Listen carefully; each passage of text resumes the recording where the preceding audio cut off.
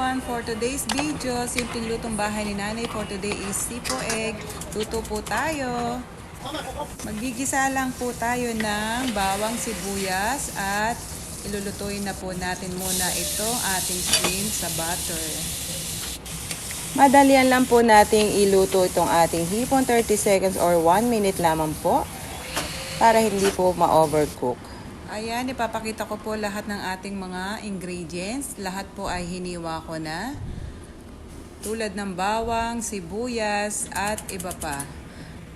Okay, start na po tayo. Magigisa na po tayo ng bawang sibuyas at ilagay na po natin ang ating chicken meat. At naghanda po ako ng isang fry pan para iprito ko dito ang ating spam.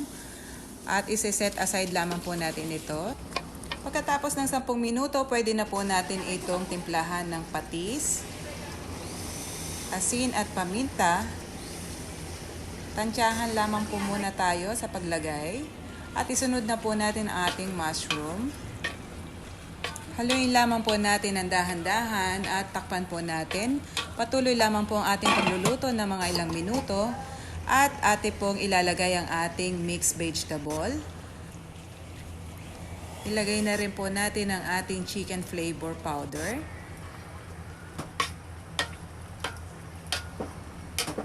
Haluin lamang po natin ang dahan-dahan at isusunod na rin natin ilalagay ang ating piniritong spam.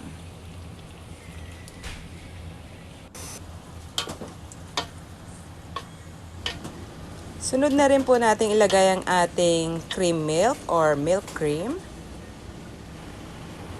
At ang ating quail egg or yung maliliit na itlog or itlog ng pugo. Yan.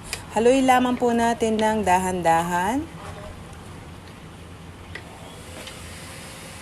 Next po ang ating buttered shrimp na may timpla na ng salt and pepper.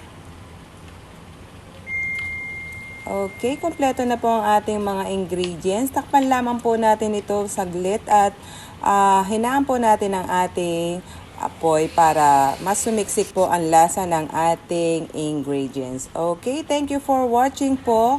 See you until our next video. Please subscribe, like, and share and comment po. At see you soon sa ating susunod na video. Thank you. Bye. God bless.